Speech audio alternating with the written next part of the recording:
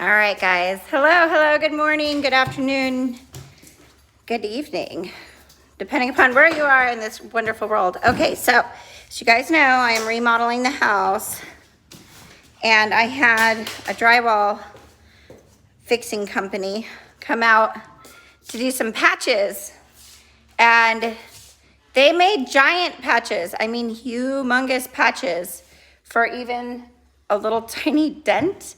This is the size of a drywall patch that they did, not drywall, but mud. And it was terrible, I'm not gonna lie. It was absolutely terrible because when we went to go do the paint, this area was real smooth. And then, of course, here, let me give you a good view here. So this area here, if you can see, these walls are from 1990. They have been painted probably about 30, 40 times. So they have a stippling on them from the brush. And so the brush, or not the brush, the roller, the nap of the roller has left a texture. So what stunk is that when they came to do the drywall patch, even if it was a little tiny hole, not connect. Sorry about that, guys. For some reason, I was going offline. So if you see here, there was just like maybe a little tiny nail hole here, and the guys that mudded did these giant patches all over. So all my walls were littered with these type of patches all over the entire thing. So you can see, no matter if it was a tiny nail hole, if it was a little scratch, they did these giant patches. And as you can see here, we've pretty much got it nailed down. It's taken a few coats of primer, but I've got one thing that was a really good lifesaver is we took some of the primer that we have here, the high build, and nope, that's the lacquer. We've already went through that. That's for the kitchen cabinets. We took a basic primer. There you go. Spectrum quick drying latex sealer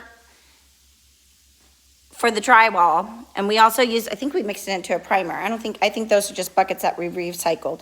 But we added about 30% mud, drywall mud, to the paint and whipped it really super duper well with a paint stirrer.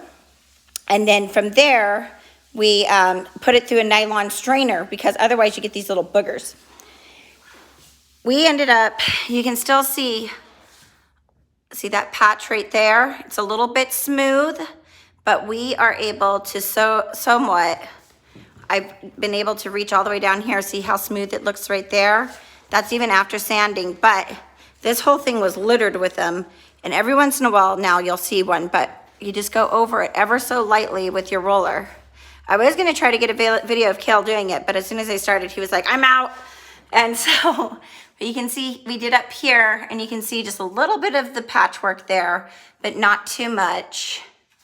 But if you ever want to be able to hide, this one was really bad, and you can see it still, but we've put the texture on there.